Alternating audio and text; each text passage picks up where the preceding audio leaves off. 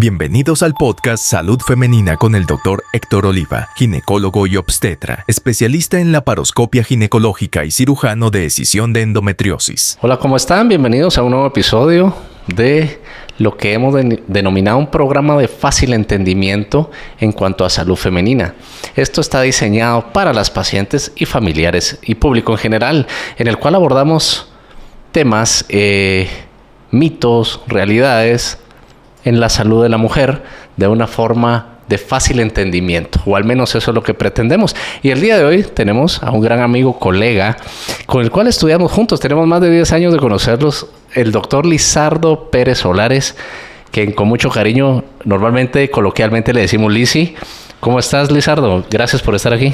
Gracias, Héctor. La verdad es pues un gusto poder estar aquí y compartir, poder platicar un poquito de, como bien decís, de enseñanza para todas estas pacientes de la salud femenina. Hay temas importantes ahí poder platicar. Ya te repito, gracias por aceptar la invitación. Decinos para que entendamos cuál es tu preparación. ¿A qué te dedicas, Lizardo? Ok, bueno, yo hice lo que es urología ginecológica.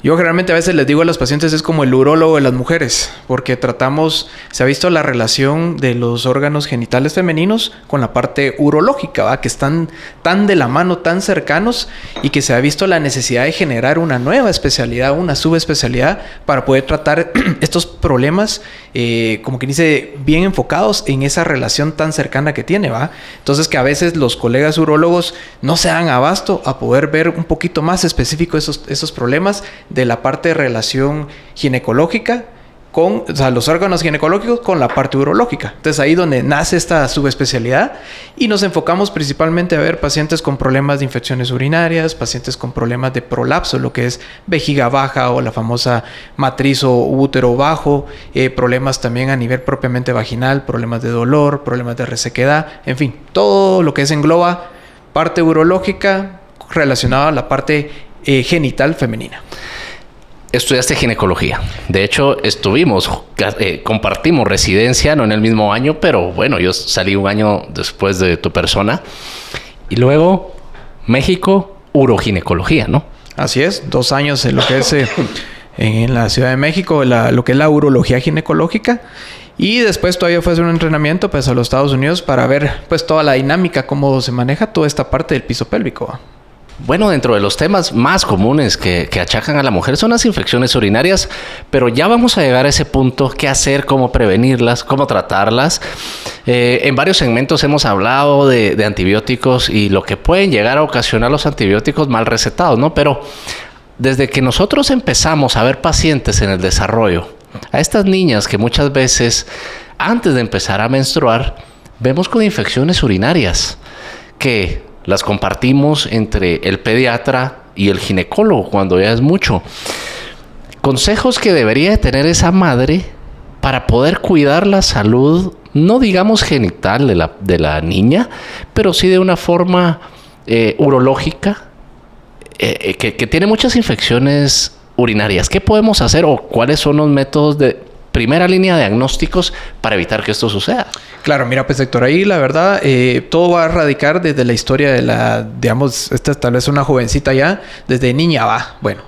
Generalmente la mamá es que le daban muchas infecciones urinarias, es que le hicieron dilatación de uretra y bueno, viene toda esa historia, Entonces, desde ahí empieza a ver los antecedentes, esa parte importante de saber, siempre tuvo infecciones desde chiquita, desde que empezó, por ejemplo, el control de esfínteres, 3, 4 años que empezaba, o en la etapa donde ya venía y ella tenía solita, se limpiaba y empezaba estreñimiento.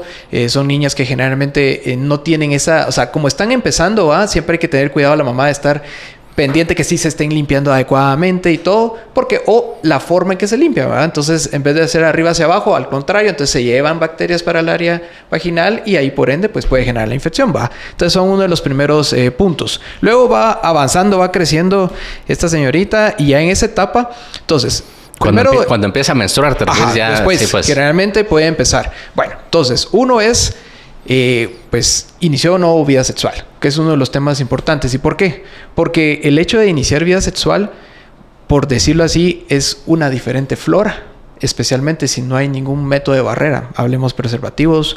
Entonces, ¿qué pasa? La flora que tiene la pareja Se va a nivel vaginal con la flora que ya tiene la señorita, digamos, la paciente. Entonces ahí es donde empiezan los cambios de pH, de ver si tiene mecanismos de defensa, ver si orina previamente antes de la intimidad, posterior de la intimidad. Entonces hay muchos factores que empiezan a jugar ahí y que puede afectar o que hay una inestabilidad en esa flora a nivel vaginal y por ende se va a lo urinario. Y entonces puede empezar a haber infecciones. Ese puede ser un tema, ¿va? Inició o no ha iniciado vida sexual. La otra es, como te digo, antecedentes, porque a veces si son pacientes desde niña han tenido y siguen, puede ser que haya alguna alteración, pongámoslo urológica o renal o alguna malformación que ya viene de base y que eso puede estar generando estas infecciones. Lo otro importante también son los pacientes de definir, bueno, cuándo son infecciones normales que pueden ocurrir o cuándo ya hay que ir con un especialista. Infección en una mujer puede dar 2 episodios al año, generalmente espaciados entre 6 a 8 meses cada episodio. ¿Y eso se considera normal? Normal, que puede tener la mujer. Ahora, ¿cuándo no? Que tengan 2 episodios, más de 2 episodios en 6 meses o 3 o más de 3 en un año. Y generalmente todos documentados, que esa es la parte importante, con un cultivo de orina, ¿va? Porque a veces, bueno, sí tuve mal de orina, tuve molestias y todo, y bueno, pero rápido o se automedican, o toman algo casero, o toman medicamento, alivian, y ahí pasó, ¿va? 3 días después, ya no tiene molestia. Entonces, ¿realmente fue infección urinaria? A veces hay muchos casos de algunas pacientes que son muy lábiles en ese sentido y probablemente consumieron algo que irritó a la vejiga. Podemos mencionar desde aguas carbonatadas, aguas con colores, con colorantes, gaseosas, café, algunos puede ser vino tinto, y son irritantes. Entonces les va a dar molestias 2-3 días y se quitó. No era infección. He visto pacientes, el picante, Lizardo, da infección. Sí, también. Comida hindú, muy condimentada. Todo lo que es muy condimentado, pero a ese es un punto importante. Normalmente la Asociación Urológica sacó la dieta de cistite, le decimos nosotros, que es un listado de alimentos, son como entre 20 y 15 alimentos, líquidos y alimentos, que se asocia que irritan la vejiga. Y te puedo mencionar, a veces entra también el cranberry, extractos de cranberry puede ser, vino tinto, todas las aguas que tienen gas, hablamos desde con licor, por ejemplo la cerveza o las aguas carbonatadas, todas las bebidas que tienen colorantes que no son naturales, todas las bebidas que generalmente va a haber colorantes, me refiero que son como jugos de cajita, ¿va? También mencionan el tomate, pero principalmente el que viene pues con preservantes y todo eso.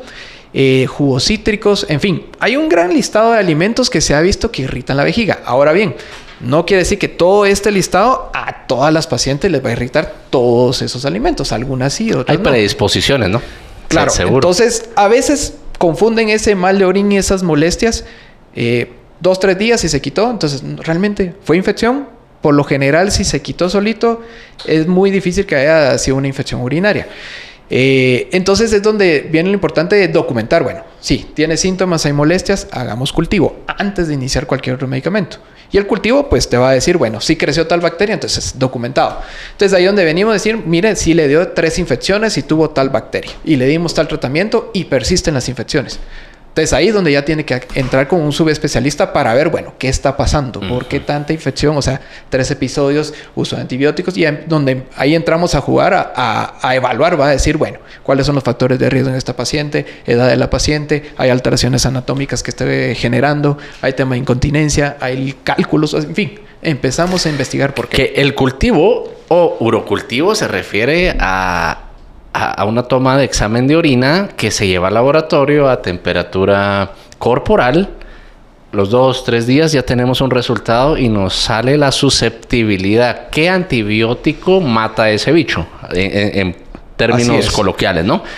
Ahora que dijiste el mal de orina es muy común, ¿no? Porque la paciente nos dice, doctor, tuve 2 días el fin de semana, salí, cambié mi rutina, empecé con mal de orina y me empecé a tratar. A los 3 días ya estaba bien. Suspendí el tratamiento antibiótico que, dicho sea de paso, aún se consigue en las farmacias sin receta. Y está el error, ser automedicado, ¿no?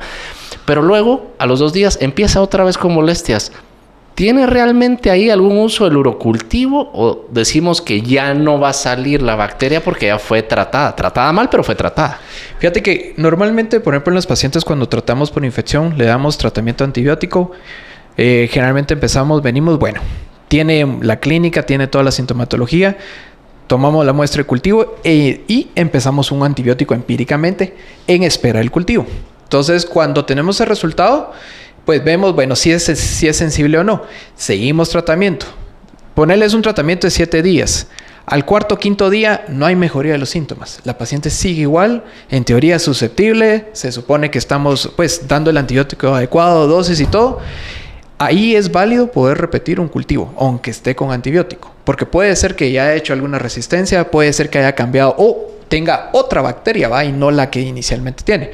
Ahora bien, en el caso que vos comentás, paciente que se tomó 2 dosis o 3 días nada más de antibiótico y muy probablemente hasta no las dosis adecuadas y volvió a reiniciar síntomas. Sí es válido poder hacer el cultivo. Normalmente cuando pedimos, bueno, ya terminó el tratamiento para verificar si sigue o no la infección, se dejan entre 5 a 7 días después de la última toma para decir, bueno, ya no hay nada de antibiótico en el sistema y que no vaya a ser un falso negativo o falso positivo. Entonces, pero en esos casos en el cual la paciente, aunque haya tenido una mala dosis, mal tratamiento, pero siguen con los síntomas, sí es válido hacer un cultivo para ver realmente, porque puede ser de que sí, en este momento sí haya un crecimiento bacteriano o nos sale una bacteria diferente, ¿va? Y poder evaluar. Y dentro de los principales, llamemos, factores de riesgo predisponentes a causar infecciones urinarias, ¿podrías mencionaros algunos para que la audiencia esté ahí pendiente de qué puede pasar? Mira, realmente lo principal en pacientes uno es la edad, ¿va? Es más frecuente ver las infecciones urinarias en pacientes por arriba de los 40 años. Y ahí hablamos por todos estos cambios de transición hormonal, ¿va? Entonces, número 1 es eso, la transición hormonal. Están perimenopausias o están en la menopausia o posmenopausia. Y se va a dar más en los pacientes meno o posmenopausia, ¿va? Por todos los cambios hormonales, deficiencia de hormona. A veces incluso pueden estar con terapia hormonal de reposición, y estoy hablando tomada, inyectada, que desgraciadamente el aporte a nivel local, vaginal o urinario, si queremos verlo así, es más bajo, entonces aún así no le está dando el efecto protector. Entonces ese es un factor de riesgo, la menopausia. Número 2, pacientes que padezcan incontinencia urinaria.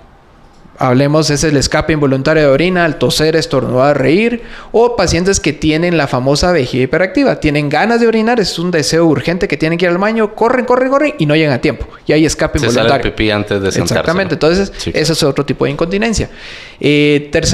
Otro punto importante va a ser pacientes que tengan estreñimiento crónico. El estreñimiento debido a que a nivel rectal, a nivel de la ampolla rectal, no hay una evacuación adecuada o constante, o siempre se queda algo, hay alguna reserva, y hay migración, caminan estas bacterias. Y no es factor de limpieza, o sea, siempre va a haber que estas bacterias lleguen y puedan colonizar, generar esos cambios a nivel de la flora vaginal y empezar el tema de la infección. Y en especial si son pacientes menopáusicas, todos esos mecanismos de barrera de protección a nivel vulvovaginal se pierden, ¿va? Entonces con mayor facilidad estas pacientes estreñidas van a tener ese chance. No digamos pacientes también con problemas a veces con colitis, con diarrea crónica por algún problema gastrointestinal, es otra fuente. Y ahí en diarrea sería pues un problema de aseo, ¿no? Entonces que generalmente vienen y incluso, o sea, pueden tener buena higiene, pero quiera que no, más de algo siempre se va. Entonces los pacientes generalmente, bueno, llegan, mire, es que tienen infecciones y todo, bueno, y empezar, mire, tuvo sí, hace como 2 semanas estuve con diarrea, estuve muy mal, y cabal, 1 o 2 semanas después empiezan con los síntomas urinarios, ¿verdad? Que puede ser secundario a ese episodio diarreico. Otro también es en caso de pacientes con problemas de prolapso. Cuando hablamos de prolapso, de lo famoso que mencionan, vejiga baja, es debido a que a nivel vaginal el soporte de las estructuras, vejiga, uretra, útero o matriz, no se da adecuadamente, entonces es como una herniación, ¿va? Que no sostiene, entonces se baja la vejiga, literalmente baja. Entonces estos cambios va a generar que no vacíen bien la vejiga, hay un reservorio, aumenta el reservorio de la orina, eso va a colonizar más bacterias. Pues. Exactamente, entonces puede ser un factor de riesgo. Otro es que hay mucha paciente diabética. Solo con ser diabética ya incluso las infecciones a veces se pueden autonombrar como infecciones complicadas por ser diabética. Otro detalle también es en pacientes que están tratadas como prediabetes o diabéticas y que tienen de estos medicamentos que su mecanismo de acción es eliminar el azúcar o el exceso de azúcar a través de la orina. Por la orina, claro. Son medicamentos que pueden generar mayor cantidad de glucosa en la vejiga, y si hay bacterias o un mal control ahí del pH y todas estas colonias de bacterias, va a aumentar el crecimiento bacteriano y por ende es un factor de riesgo. Entonces son como, ahí te mencioné algunos de los principales factores de riesgo que es bastante frecuente lo más encontrar. Común, ¿no? ¿Las relaciones sexuales o la menstruación tiende a tener más chance de que dé infecciones? La menstruación no es tanto por en sí la menstruación, sino es porque debido a la fase hormonal en esa etapa tienden a tener mayor resequedad, porque los cambios estrogénicos principalmente. Entonces esa resequedad, supongamos, hay ciertas bacterias oportunistas y también te puede dar, por ejemplo, infecciones vaginales. Entonces, honguitos o bacteriano. Entonces, ¿qué pasa? Estos cambios de resequedad, como que la barrera protectora a nivel vulvovaginal se pierde y aprovechan estas bacterias que iban en cierto crecimiento. El cuerpo lo estaba tratando de controlar, pero aprovechó ese cambio y aumentan la cantidad de bacterias y por ende infección. El mito o realidad. ¿El aguantarme las ganas de ir al baño a orinar es un factor que me va a dar una infección? Fíjate que no, si es una paciente sana y todo, no. Ahora, paciente diabética, paciente que tiene prolapso, que tiene reservorio aumentado, o sea, que ya tiene un factor de riesgo de base, va a ser de que el hecho que no vaya a orinar con horario va a tener más chance. Ahí sí, pero porque tiene algo de base. Ahora, una paciente que es normal, no tiene ningún factor de riesgo de base ni nada, el hecho que aguante, pues, si estamos hablando ocasional, no va a generar. Ahora, se vuelve un hábito, es otra historia. Porque ese es el problema, que se convierte en un hábito. Las pacientes nos dicen, es que en el puesto que tengo, mi jefe o mi jefa no me deja ir al baño, no me puedo levantar, tengo mucho trabajo y eso me ocasiona infecciones. Entonces el mensaje es, por favor, déjenlas ir al baño, ¿no? Cuando se necesite hay que ir, es una necesidad, un derecho, ¿no? Lo otro importante también es, pero eso es como que viene a veces ya de casa, la costumbre, nunca vayan a otro baño que no sea el de la casa. Sí, entonces ahí andan aguantando. Y si van, ¿qué pasa? Van, están en cuclillas, levantados, o sea, no se sientan en el aire, jalando la puerta en posiciones no adecuadas para poder miccionar. ¿Y qué hacen? Orinan lo necesario para quitar el deseo, pero no logran vaciar completamente. El problema es de que hacerlo una vez no genera nada, pero se vuelve como constante o una rutina o un hábito que cada vez que van a la calle hacen esa técnica. Incluso en casa no van a orinar bien porque se van a adaptar y acostumbrar a orinar lo necesario para quitar el deseo. Entonces, ¿qué hacen ahí? No están vaciando completamente. Y puede, por ende, más adelante generar problemas. Los jabones íntimos, Lizardo, a ver, se ha puesto mucho de moda. Hay unos que les llamamos over the counter, o sea, los compras en los supermercados de receta libre, y otros que son medicados, pero ¿tienen algún papel protector realmente o está indicado usarlos siempre? Fíjate que esa es una buena pregunta porque generalmente a veces, bueno, ¿debo o no debo usar un jabón íntimo? Y yo realmente los pacientes que no tienen ningún problema hablando infecciones vaginales recurrentes o que sean de pues constante problema de eso o infecciones urinarias, de hecho podrían incluso solo con agua, más que suficiente el aseo, no necesariamente un jabón. Ahora, tenemos pacientes que sí empiezan, que tienen esta situación, entonces sí se pueden dejar jabones, pero realmente con un pH adecuado. Casi siempre las características diferenciar estos jabones, por decirlo así, de marcas que conseguimos en el súper en cualquier lado versus los medicados, tienden a que tienen mucho perfume. ¿Y el perfume qué significa? Tienen alcohol. Y al haber alcohol, o son irritantes, generan alguna ardor, molestia. Barder, ¿no? Es que claro, el alcohol en una zona de mucosa. Y es por el perfume. Y lo otro es que ya no va a llevar ese pH. Generalmente va a ser un poquito más alcalino, entonces se pierde el beneficio de generar o usar un jabón íntimo que tenga un pH adecuado. Entonces casi siempre estos jabones no deben hacer mucha espuma y no vienen, pues no es que huelan mal, pero no están perfumados, por así decirlo. Entonces sí podrían esas pacientes que han tenido infecciones recurrentes, tanto vulvovaginales como infecciones urinarias, que podría utilizarse un jabón, pero buscar uno adecuado. Dicho sea de paso, la vagina, la uretra está dentro de la vulva, muy cerca de la vagina, ¿no? Y la vagina saludable debe ser ácida. Un pH 3.8, 4.2 comparado con un pH básico que es hasta 7.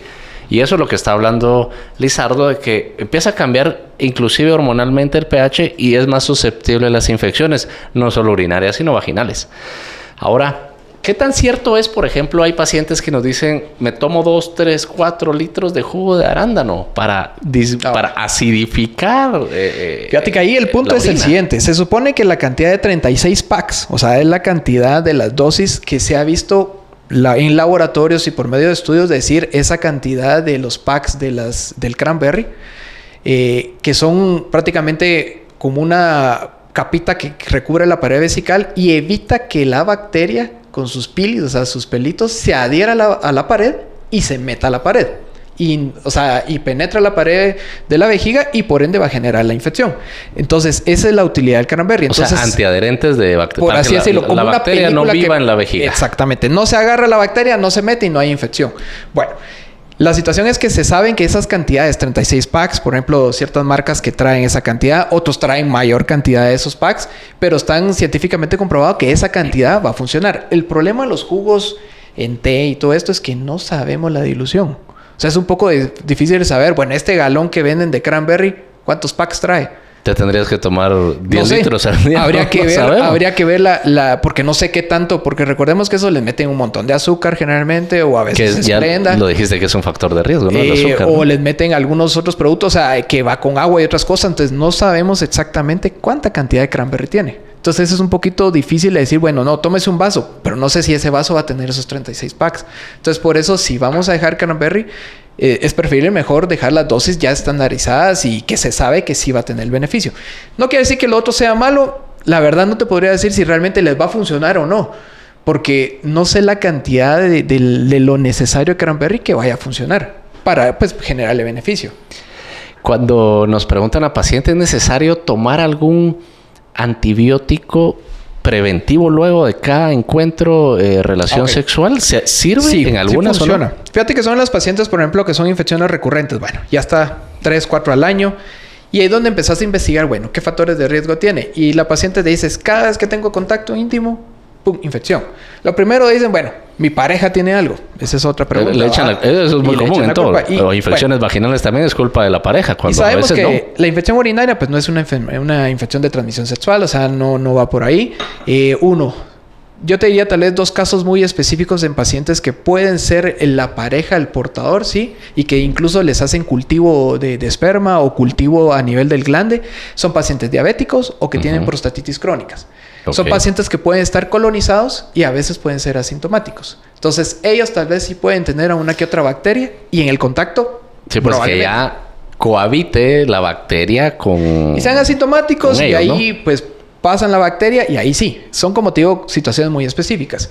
De ahí, generalmente, el contacto con la pareja no es que la pareja traiga la E. coli, por ejemplo, que es la bacteria número 1. No es que, o sea, me refiero, ya la E. coli ya está. La diferencia es la cantidad de colonias o bacterias que hay. Entonces, probablemente la paciente tiene 30,000 unidades formadoras de colonias, así que es parte de la flora ahí normal. Pero al haber contacto, esas 30,000 subió a 80,000 y a los días llegó a 100,000. Y esa cantidad ya penetra la vejiga y genera infección. ¿Qué detonó? Las bacterias nuevas que llegaron de la pareja por el contacto. Entonces, o sea, sí, la intimidad provocó o desencadenó la infección, pero no es que la pareja le... Pero ya venía. Exacto, había, o sea, ya estaba. Predisponentes, pues. Exactamente. Entonces... ahí donde utilizamos la profilaxis postcoital. Coital se refiere al coito, es relación sexual, ¿va? La definición. Entonces, son pacientes que dejamos dosis muy bajas de antibióticos cada vez que hay contacto, porque ya sabemos que ese es su detonante. O sea, ella, mire, siempre que hay, ¡pum!, me da infección. Entonces, se deja una dosis. Si son 3 veces a la semana, son 3 dosis. O sea, cada vez que hay intimidad, una dosis baja de antibiótico.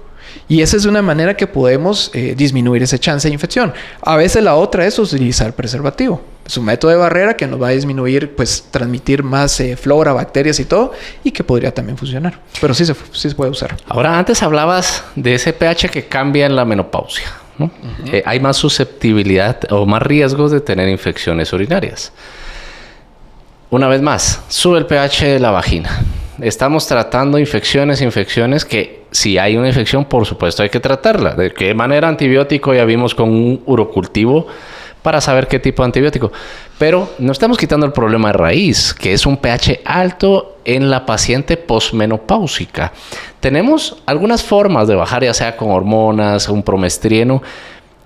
El problema es hacerle creer a la paciente que esa es la raíz, su pH alto. Pero ¿qué modificaciones debería hacer la paciente o qué medicamentos serían los más ideales para prevenir ese pH alto por falta de hormonas en la paciente postmenopáusica? Es decir, 55, 60, 70 años. Yo te diría es enfocarse en la terapia pues vía vaginal, ¿va? Ahí donde a veces, bueno, dicen... se debe dar tomado, inyectado la sistémica, realmente no va a tener tanto beneficio. A veces he visto, los estudios mencionan hasta 6, 8 meses de estar utilizando algún tratamiento sistémico que podría tener algún beneficio, pero realmente es bajo. Realmente en estos pacientes con infecciones recurrentes, pues es iniciarles terapia hormonal y que está pues documentado que eso va a ayudar. Y ahí bien decir, no solo es el tema del pH, o sea, va a mejorar el pH, va a mejorar los niveles de colágena, la elasticidad del tejido, mayor lubricación. Llega más sangre, ¿no? Más flujo sanguíneo. O sea, todos los mecanismos de protección van a mejorar con una terapia hormonal, siendo ella pues su punto débil, que es infecciones urinarias, ¿verdad? Puede ser que a veces incluso no refieran que tenga resequedad o algunas otras molestias, pero sí le va a funcionar la terapia hormonal local, vaginal. Ok, ahora con las pacientes de prolapso. Ya hablamos de que es un factor de riesgo. Todo prolapso, ¿cuál sería el abordaje para tratarlo cuando amerita una cirugía? ¿Es vía abdominal, vía laparoscópica? Okay. Tenemos nuestro podcast de cirugía mínimamente invasiva, pero ¿pudiéramos hacer todo esto desde vía vaginal? Sí. Realmente, por excelencia, por así decirlo, el tratamiento de los prolapsos generalmente son vía vaginal. Pero no quiere decir que sea la única vía, ¿verdad? Dependerá qué tipo de prolapso tiene. Por ejemplo, si es de cúpula, o sea, quiere decir donde estaba antes la matriz, bajo el útero, esa porción que es central prolapsa. Entonces, hay casos en los cuales se puede ver beneficiada. Es decir, sin matriz la paciente todavía puede tener prolapso de vagina, ¿no? Que aunque no esté la matriz, lo que quedaba, donde estaba la matriz, se puede salir, ¿verdad? Entonces, va a depender el tipo de prolapso, por decirlo así, el grado que tiene prolapso, o sea, qué tanto se sale, la edad de la paciente y en la edad va relacionado con si hay actividad sexual o no, o sea, si es actividad sexual. ¿A qué me refiero a eso? Es un prolapso grado 4. Grado 4 me refiero que sale más de 3 centímetros, protruye fuera de la vagina. La paciente siente una pelota, un bulto a ese nivel. ¿No? Bueno, sí, claro. Ya no hay útero, supongamos, es solo cúpula. Entonces son pacientes, ahí donde uno interviene, paciente es activa sexualmente todavía, sí, ok. Entonces tengo que hacer una maniobra quirúrgica y corregir ese prolapso, que significa que tengo que suspender, o sea, levantar esa cúpula a donde debería de estar. Y eso lo podemos hacer. Hay un abordaje vaginal que se puede hacer con suspensiones, se llama ligamentos sacroespinosos, o sea, son como arpones especiales para poderlo subir vía vaginal, o nos vamos a la vía laparoscópica, que es una sacrocolpopexia. Utilizamos una especie de mallita que va agarrado a cierta porción a nivel del sacro del hueso, para que jale esa bolsita, ¿va? Y lo ponga en su lugar. ¿Con qué objetivo? Como la paciente aún es activamente sexual, tenga ese canal vaginal adecuado para poder corregir. Ahora es diferente, paciente de 80 años, ya no tiene contacto sexual, podemos hacer un procedimiento vía vaginal que se llama colpoclesis, que es prácticamente corregir todo este prolapso, reducirlo y ponerlo en su lugar y cerrar la vagina, o quitar buena porción de la vagina que ya no esté pues generando este prolapso. Pero eso significa no contacto sexual, pero previamente pues de la historia de la paciente. Entonces dependerá el tipo de prolapso, la edad de la paciente, si es activa o no sexualmente, para la corrección que necesitamos. Bueno, ok. Entonces ya entendimos bastante de los factores de riesgo de infecciones urinarias y sobre todo de prolapsos. Hemos llegado al final, Lizardo.